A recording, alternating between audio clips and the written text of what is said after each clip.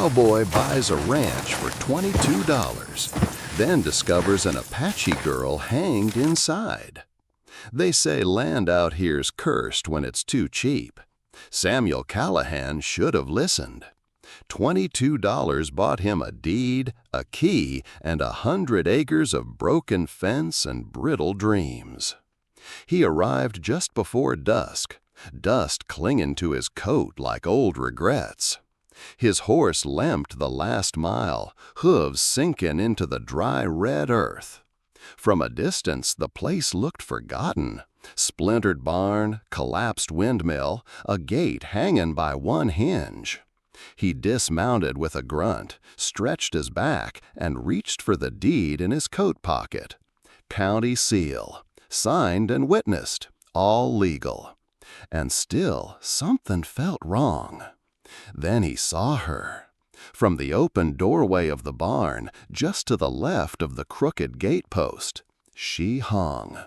A girl, young, slender, still swaying slightly in the wind. Her feet bare, skin a soft bronze, darkened around the neck where the rope bit deep. Black hair tumbled loose, catching the dying sunlight.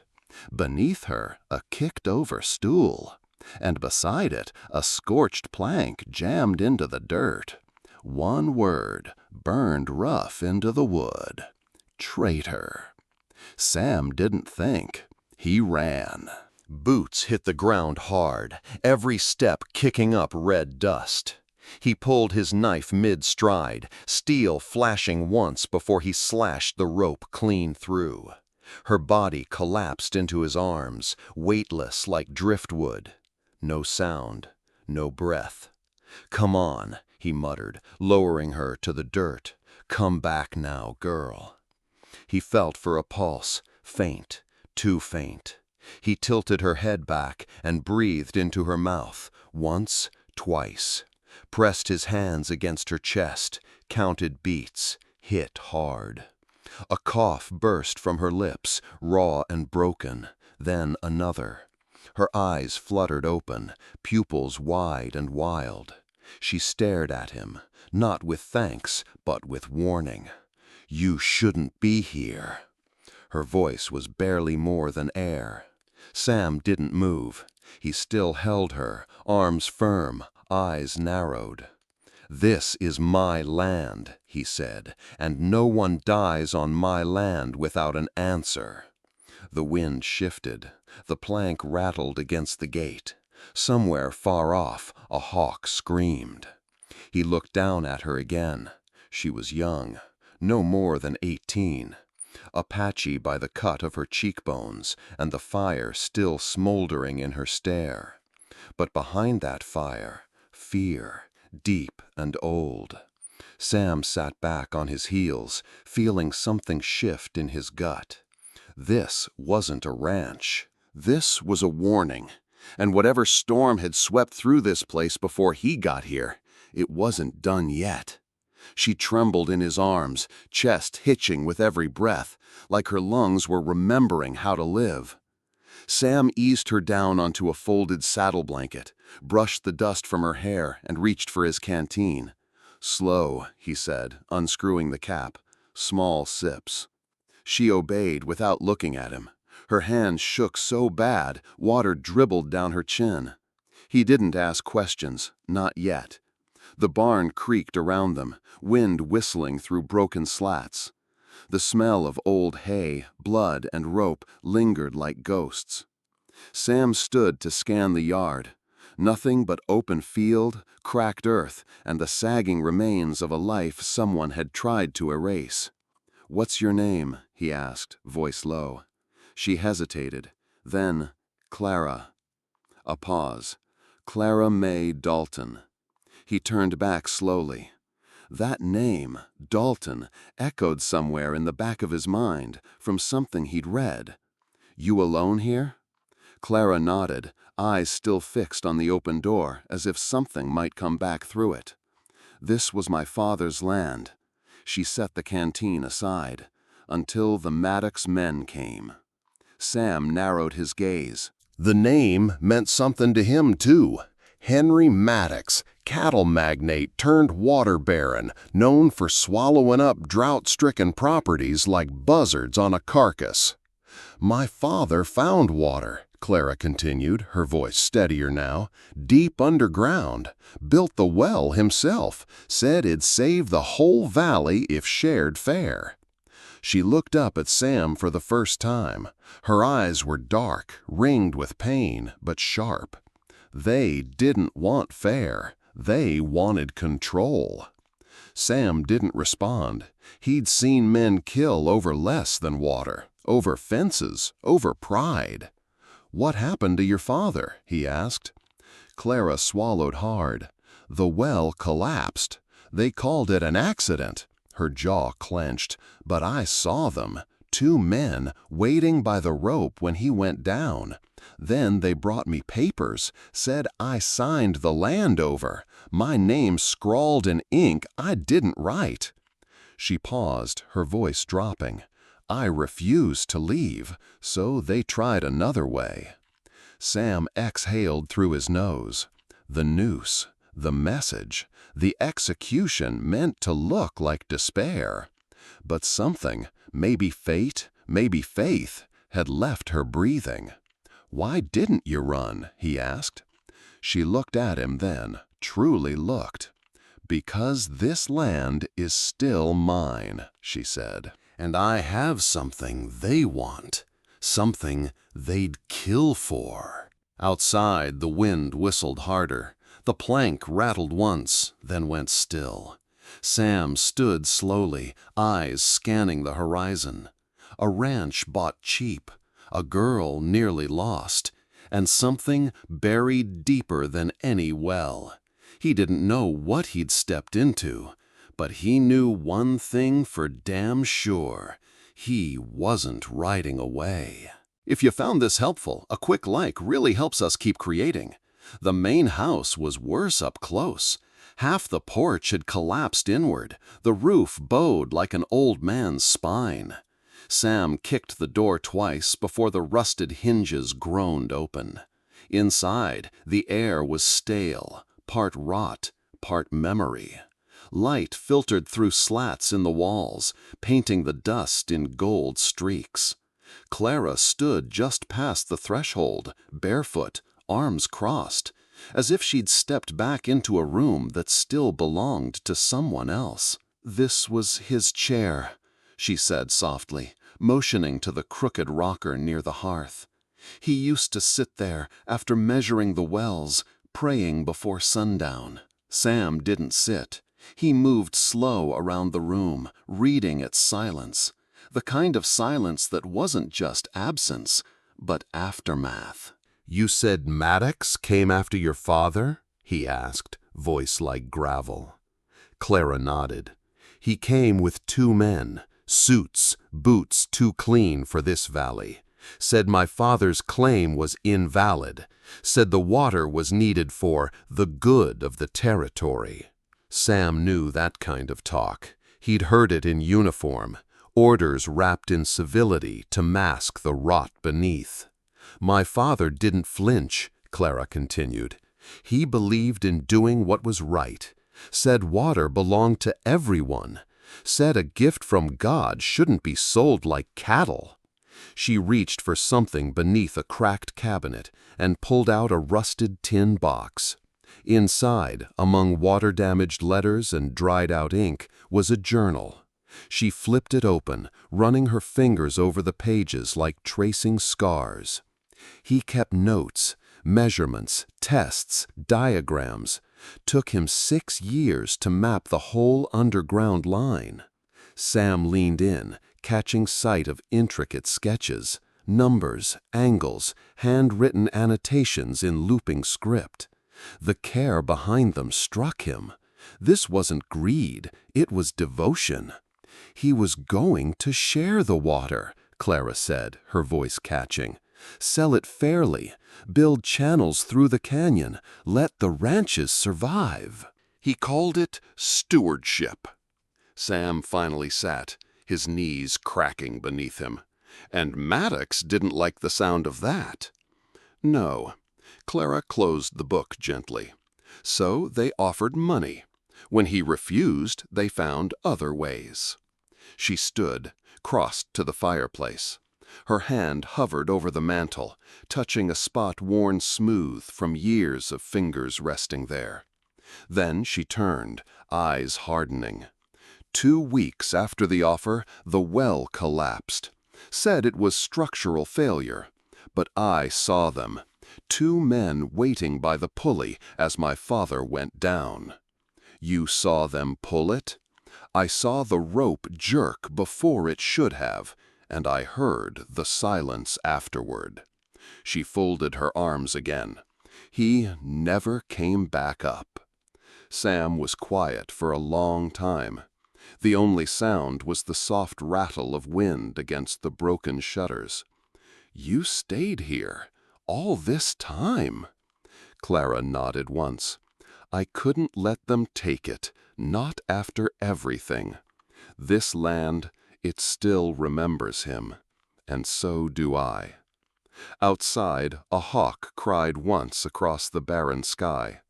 Sam rubbed the bridge of his nose, feeling something shift, like a weight he didn't realize he was still carrying had stirred. You know, he said slowly, I bought this place thinking it was just broken wood and bad luck. He looked at her then, really looked. But maybe what I bought was someone else's fight. Clara's lips pressed into a line. Not someone else's, she said, ours. The floorboards in the back room creaked under Clara's steps like they recognized her weight. She knelt in the far corner where the boards didn't match the rest, newer wood cut by a less careful hand. Sam stood in the doorway, arms crossed, watching her work a flat piece of iron under the seam. Been here since the day they dragged me out, she murmured. First thing I did when I came back was check if it was still here. The board came up with a dry snap. Beneath it, wrapped in oilcloth darkened with age, was a bundle the size of a man's forearm. Clara lifted it out with both hands, as though the years had made it heavier. This, she said, placing it on the table, is what they want. She peeled back the cloth.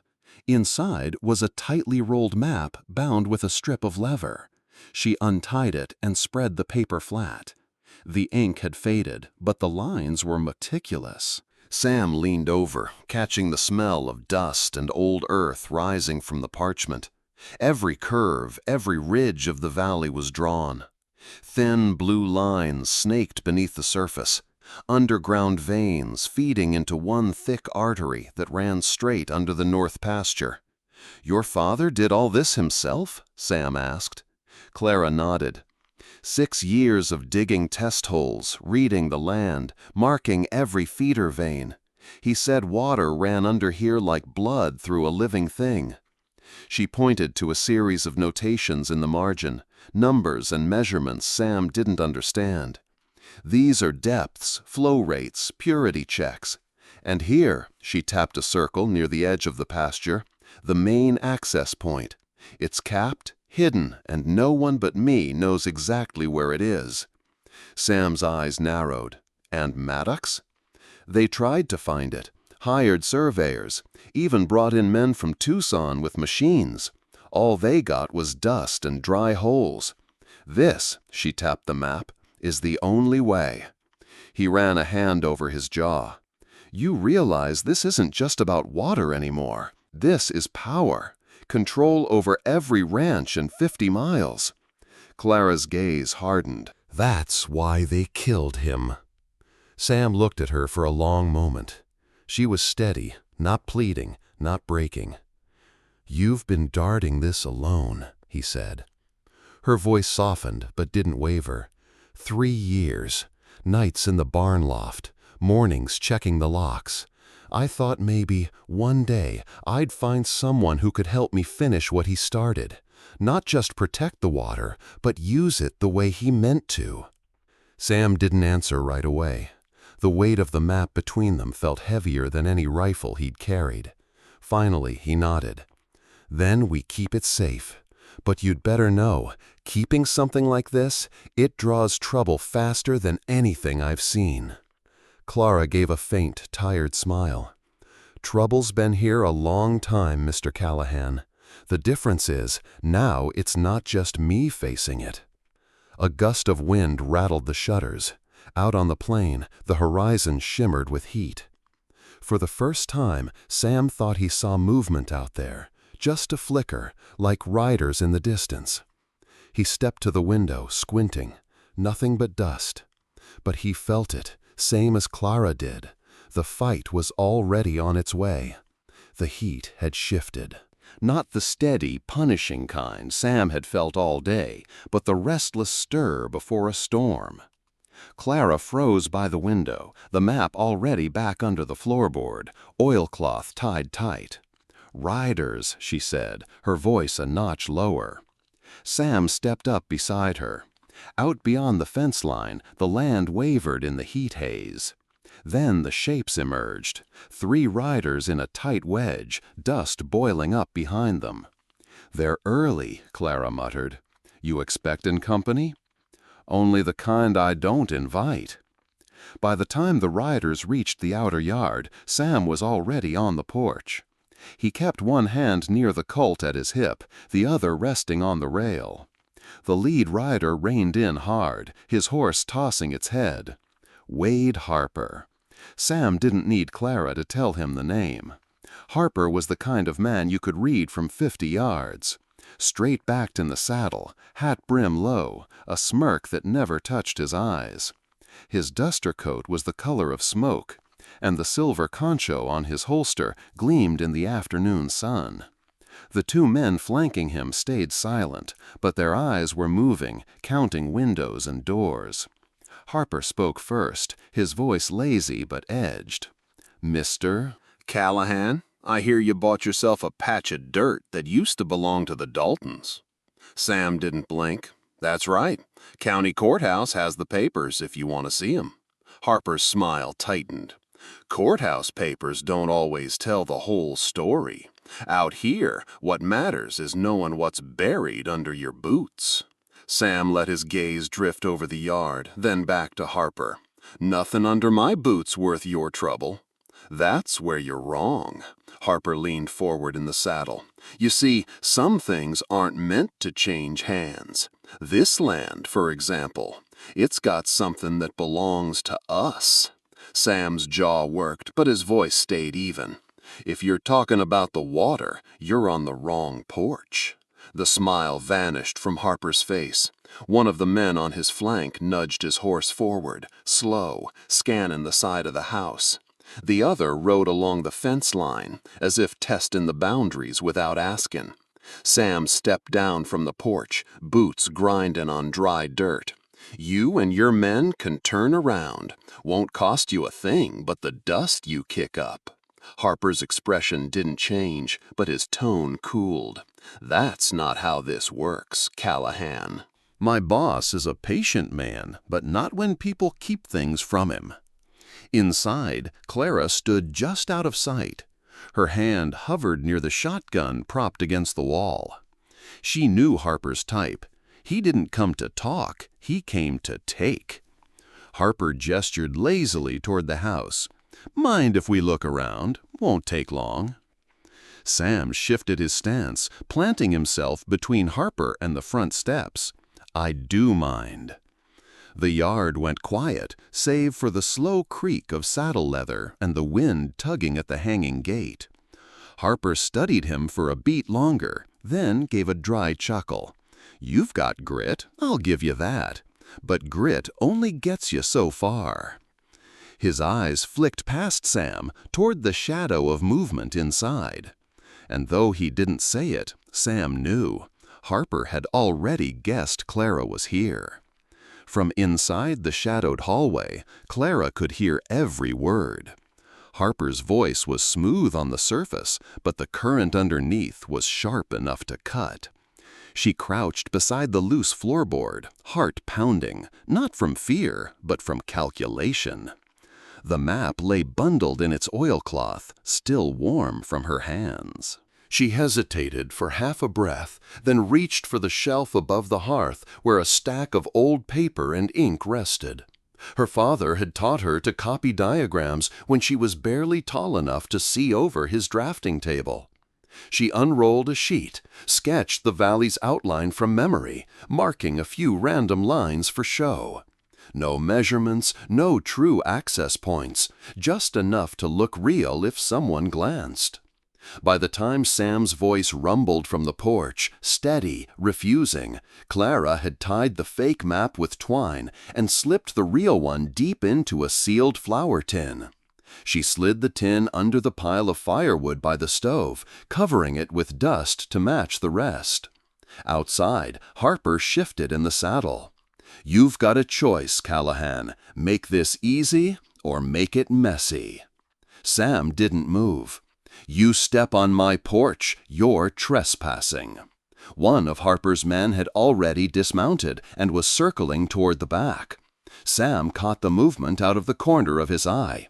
He stepped forward, blocking the path with his body.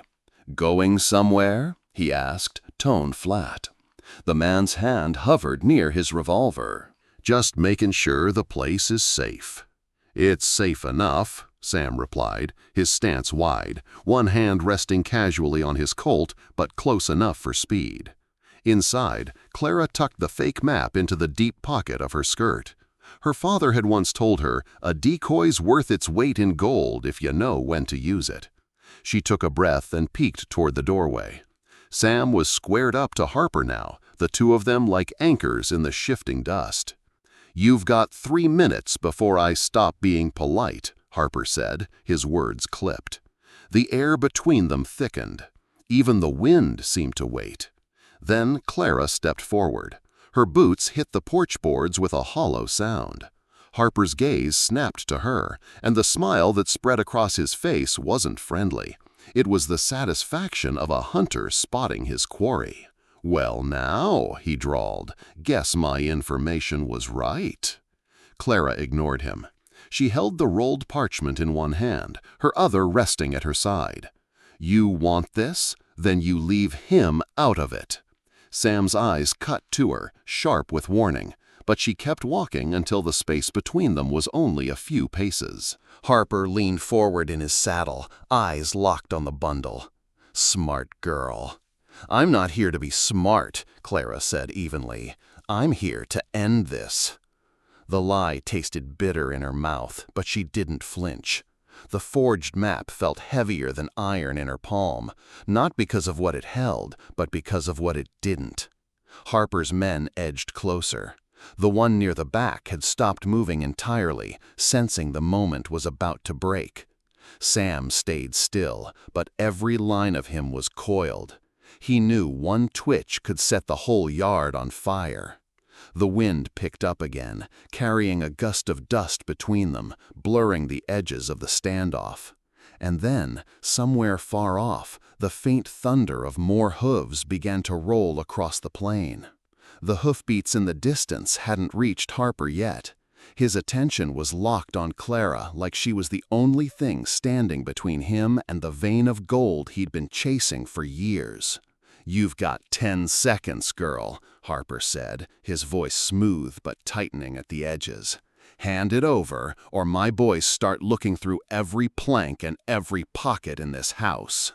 Sam's hand twitched near his Colt. "You'll be looking over your shoulder before you get that far."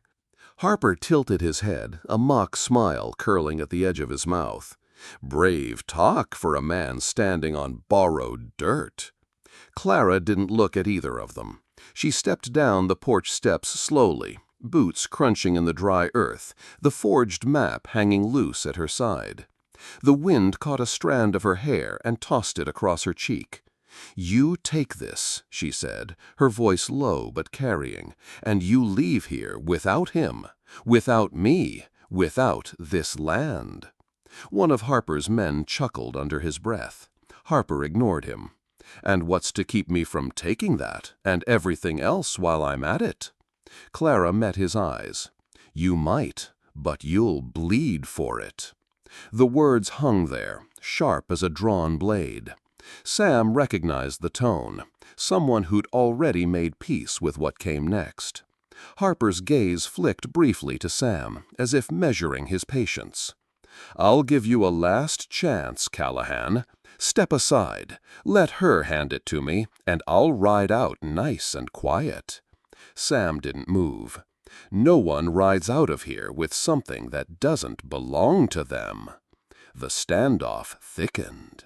The man near the fence tightened his grip on his rifle.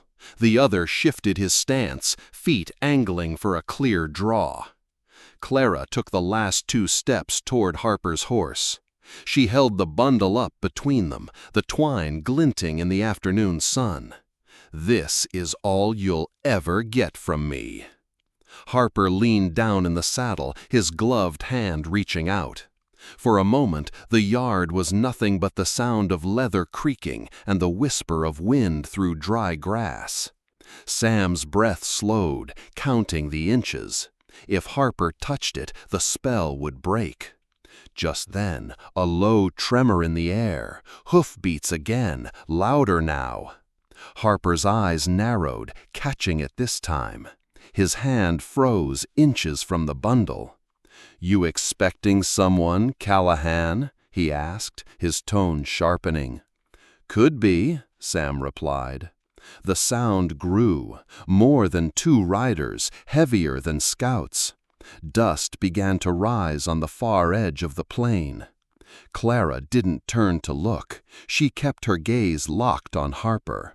His mouth twisted, somewhere between irritation and calculation. "You're lucky, girl. Looks like we'll have to finish this another time." But his hand didn't pull back. Instead, his fingers brushed the bundle, just as the first glint of a badge caught the sun on the horizon.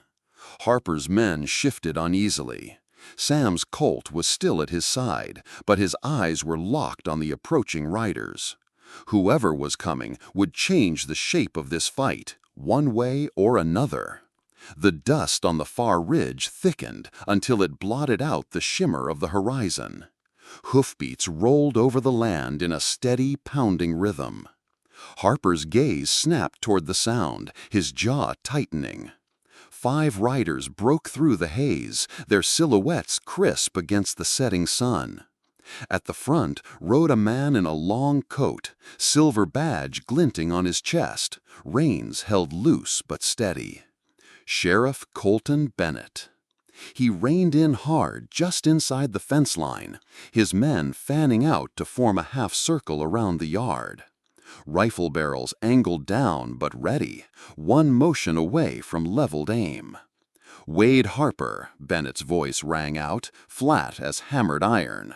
"You and your boys step away from this house."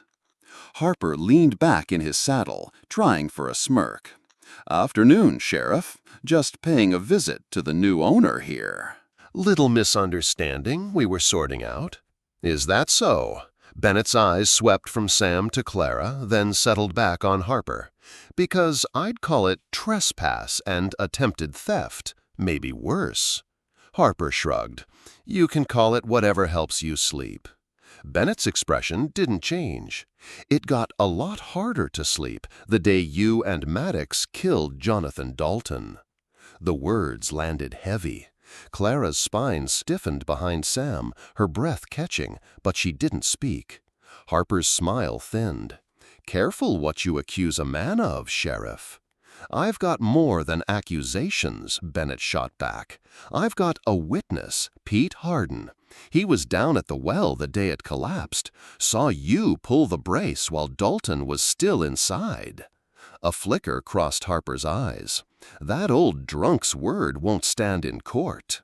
Bennett ignored the jab. "And I've got something else. The original survey and rights to the Dalton water vein. Funny thing about legal papers, they don't vanish just because Maddox wants them to."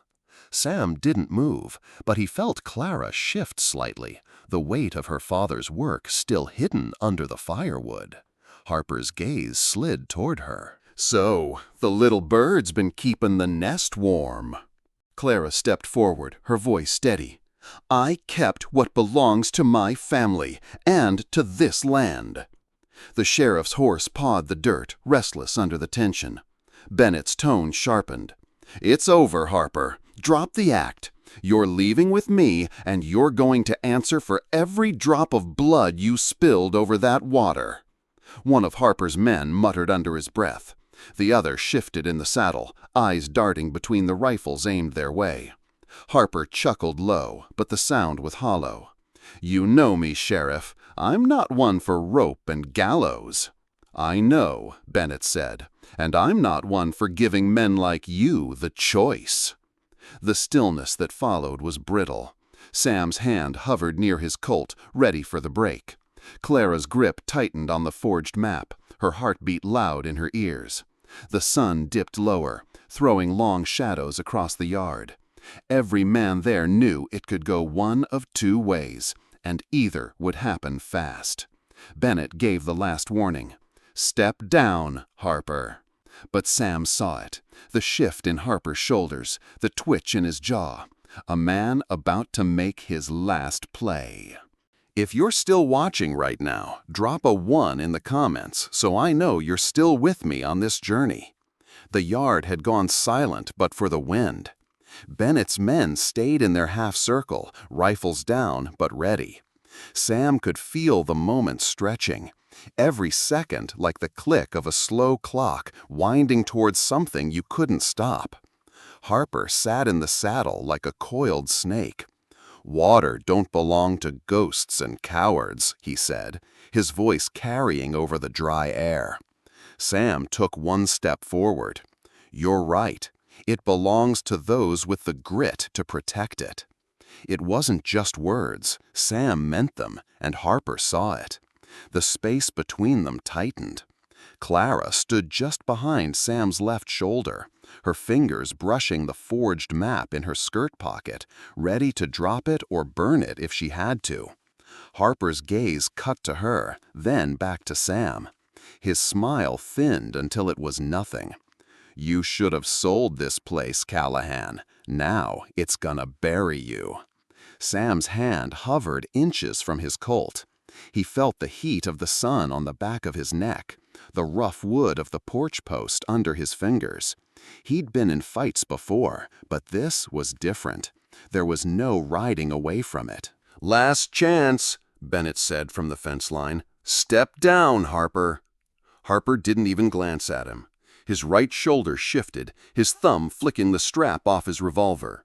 Sam saw it, the way soldiers see the twitch before a bayonet thrust. Now, Harper drew. The world snapped into a single crack of gunfire. Sam's Colt was out before the echo faded, the shot tearing across the space between them. Harper's bullet ripped through Sam's sleeve, hot pain scoring the muscle underneath. Bennett's men shouted. Dust exploded around the horses as they reared. Clara dropped low behind the porch rail, the forged map clutched to her chest. Sam fired again. Harper rocked back in the saddle, a red bloom spreading across his coat.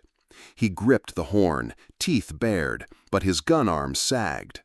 The smell of powder drifted in the wind. A horse screamed. One of Harper's men froze with his hand half raised, torn between fight and surrender. Sam kept his Colt leveled, eyes locked on Harper. The man swayed but didn't fall, not yet. The point of no return had passed. There was no more talking, no more bluffing. One of them would walk away from this yard, and the other would be carried. Harper's horse sidestepped hard, sensing the weakness in its rider. Blood spread in uneven blotches down Harper's side, dripping onto the saddle leather. "You're done," Sam said, voice steady but low. Harper's fingers twitched near his gun, but there was no strength left in the grip. His eyes flicked between Sam and Bennett, calculating if there was still a move to make. Bennett gave a short nod to his men. 2 rifles angled up, trained squarely on Harper's chest. "Drop it."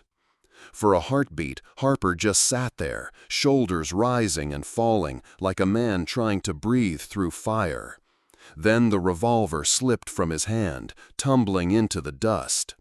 One of Bennett's deputies moved in quick, grabbing the reins and yanking Harper down from the saddle.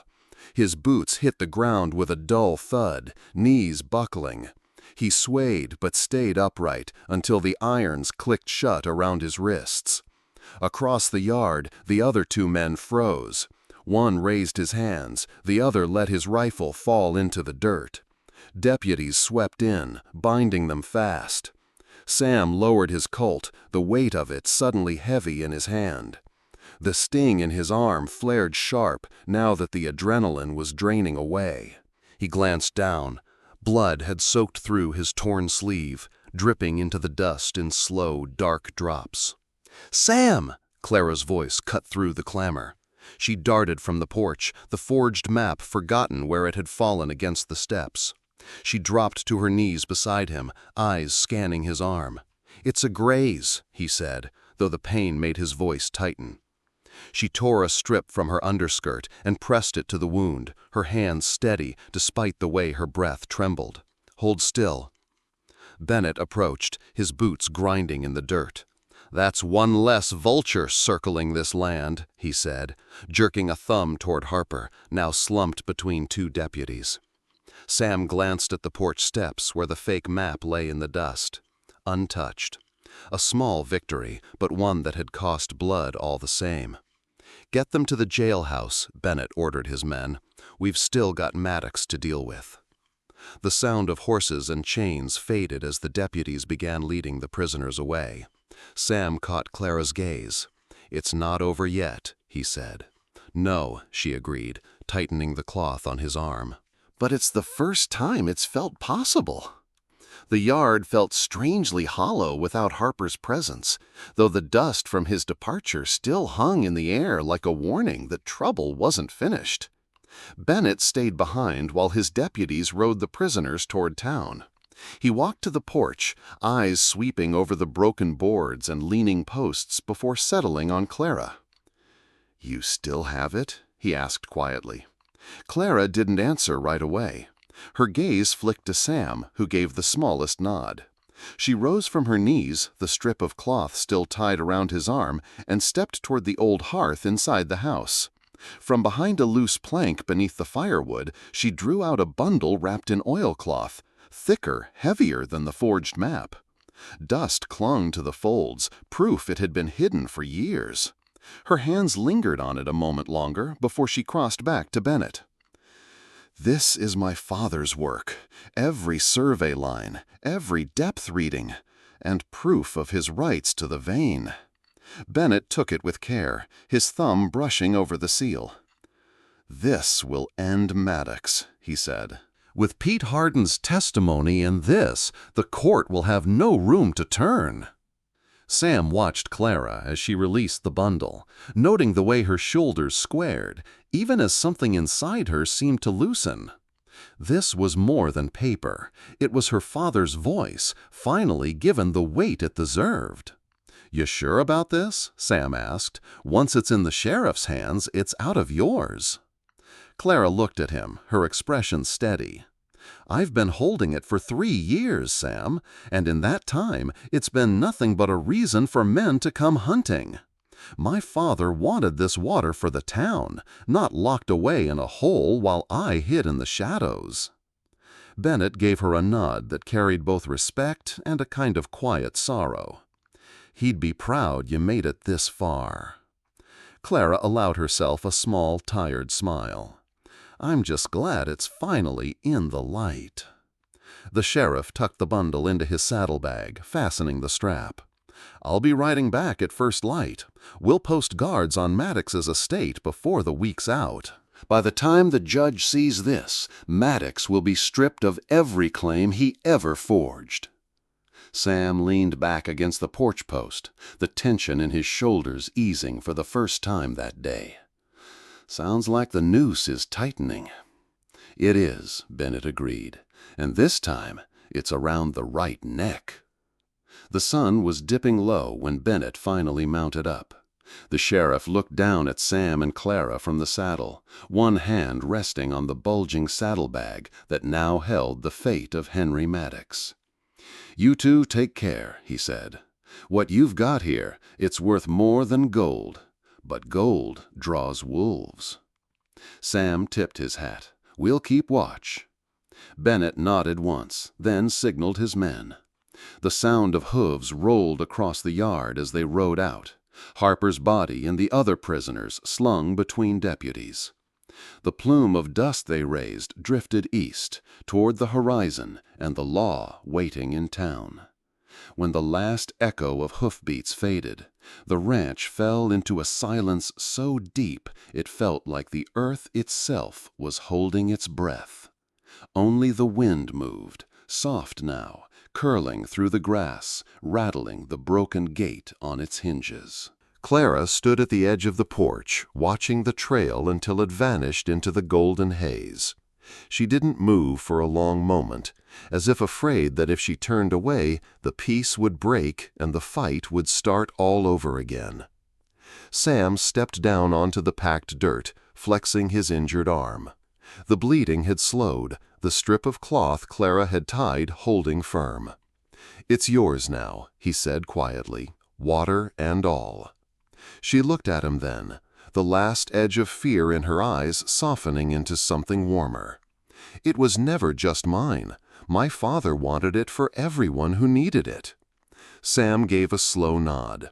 "Then it's our job to make sure no one puts it in chains again." The words seemed to settle between them, solid as a fence post. A hawk wheeled overhead, its shadow gliding over the yard before disappearing into the tall grass. Clara watched it go, her breath easing. "It feels different," she said, "like the land's breathing again." Sam glanced toward the north pasture, where the hidden vein ran deep under the soil. He could almost hear it, the slow, steady promise of water moving unseen, waiting to rise. "You've got a lot of work ahead," he said. "So do you," she replied, and for the first time there was a hint of playfulness in her voice. They stood there in the quiet, two figures bound by more than circumstance now. The fight wasn't over, but for tonight the ground under their feet was their own. Morning came slow, spilling light over the north pasture in long silver threads. A thin mist clung low to the ground, curling around the fence posts and drifting toward the well. The air felt different, clean, almost expectant. Clara stood barefoot on the porch, arms wrapped around herself. She'd been awake since before dawn, drawn outside by the pull of habit and memory. For years she'd watched this land with a guarded heart, wondering if she'd ever see it free again. Now, with Harper gone and Maddox soon to follow, she let herself imagine the thing she'd never dared: water flowing under the open sky, not locked behind gates. Sam stepped out behind her, his boots whispering on the old boards. His arm was still bound in cloth, but the set of his shoulders was lighter than she'd seen since the day they met. "You're up early," he said. "Couldn't sleep," she replied. "Kept thinking about my father, about the day he found that vein. He said it was like hearing the earth speak, and all he wanted was to share it." Sam followed her gaze toward the pasture.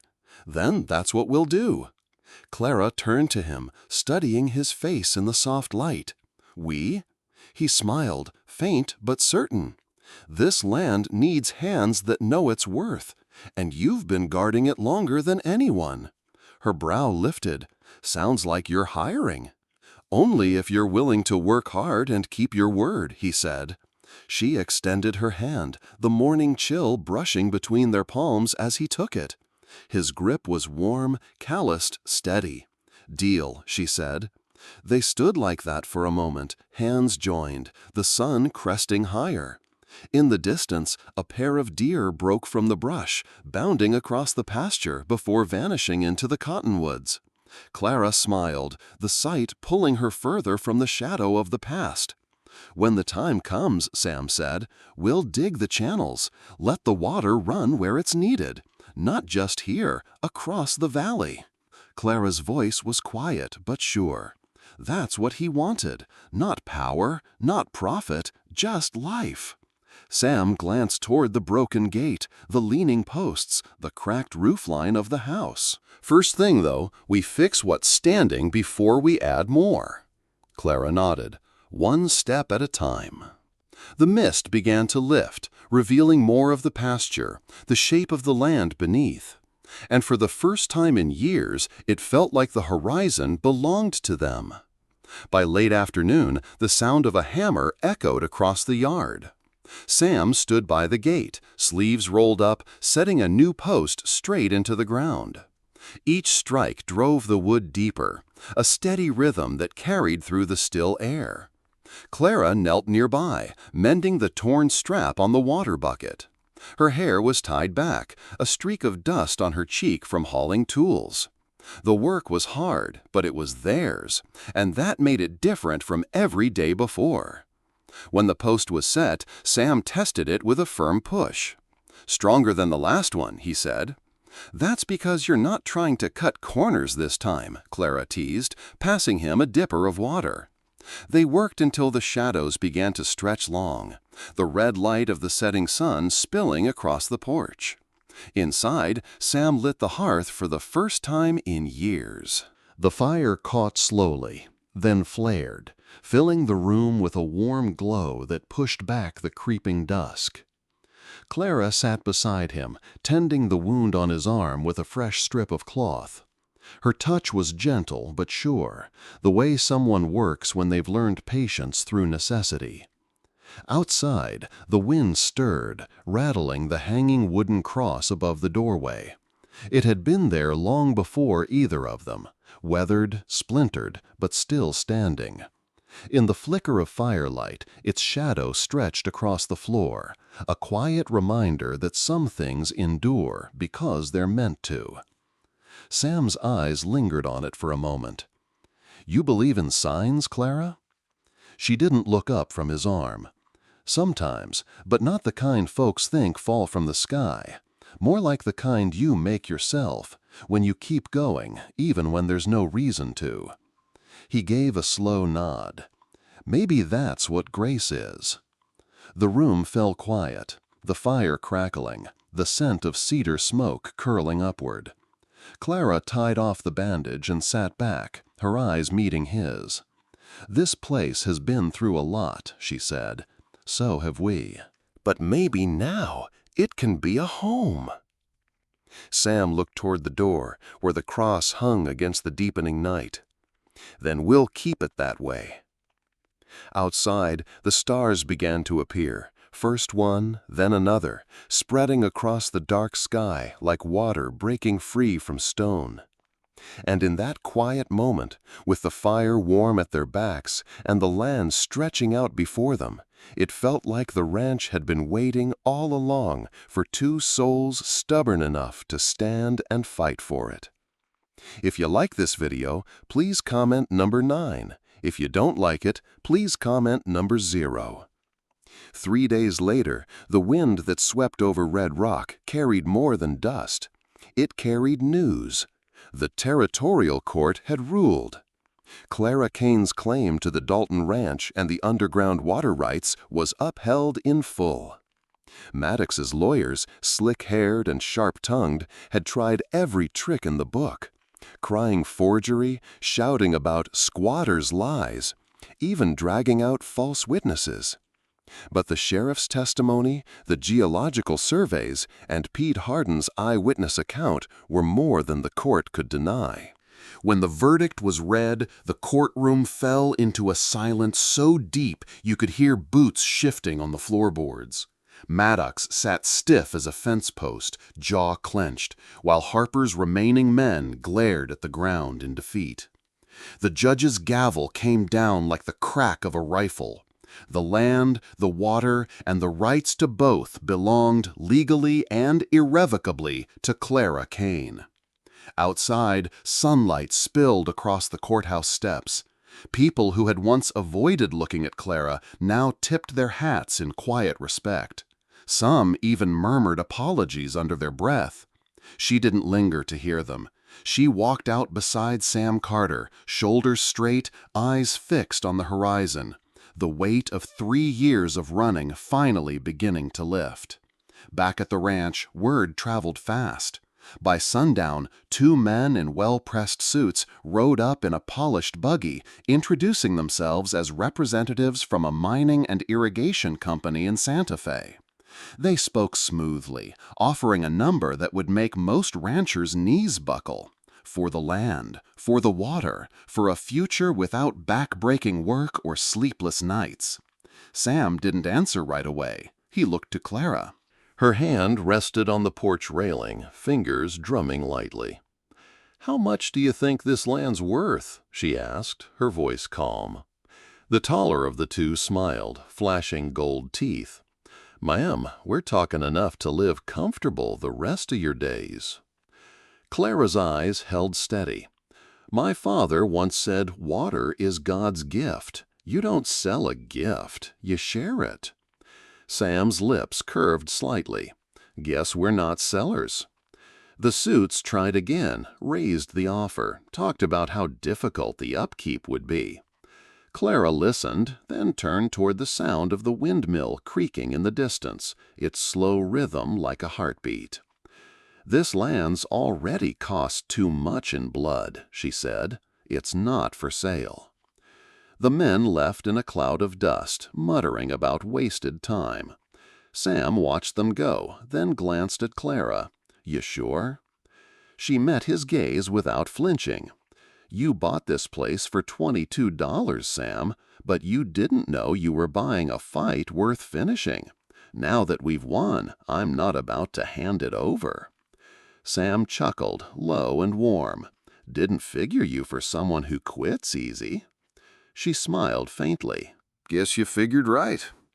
The evening sun slid low over the horizon, painting the north pasture in shades of copper and gold.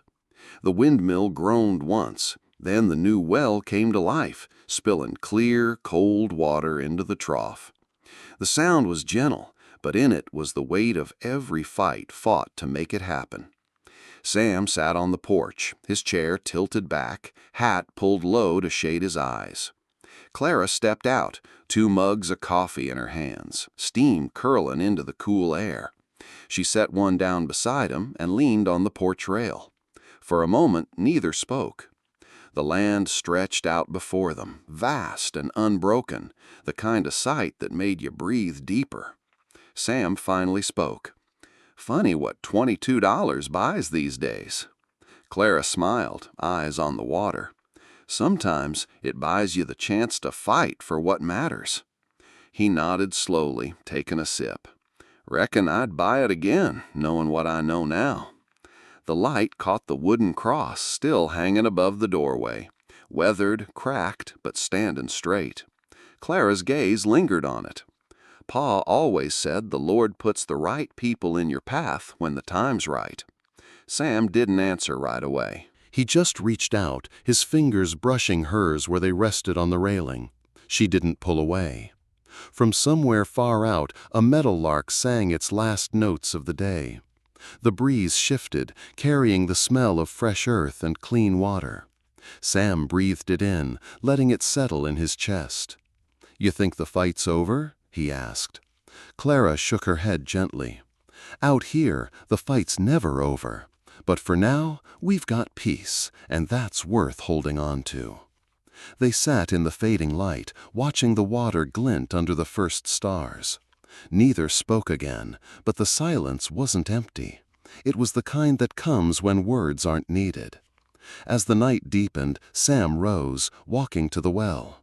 He dipped a tin cup into the bucket, lifted it high, and drank. The water was cool, clean, alive. He handed the cup to Clara, and she drank too. When she set it down, her smile was small but sure. The windmill turned on, creaking against the night breeze. The porch boards groaned as they both stepped back inside, the fire in the hearth crackling to life for the first time in years. Outside, the land rested under a sky scattered with stars. Somewhere beneath it, the water flowed, free, hidden, eternal. And above it, two souls who had refused to bow, ready to face whatever trail lay ahead. Step into the saddle and ride through Western love stories, tales where dust-worn hearts find shelter and love flows like a hidden spring beneath the desert. Stories steeped in nostalgia, rich with humanity, and bound to stir the quiet places in your soul. Subscribe today.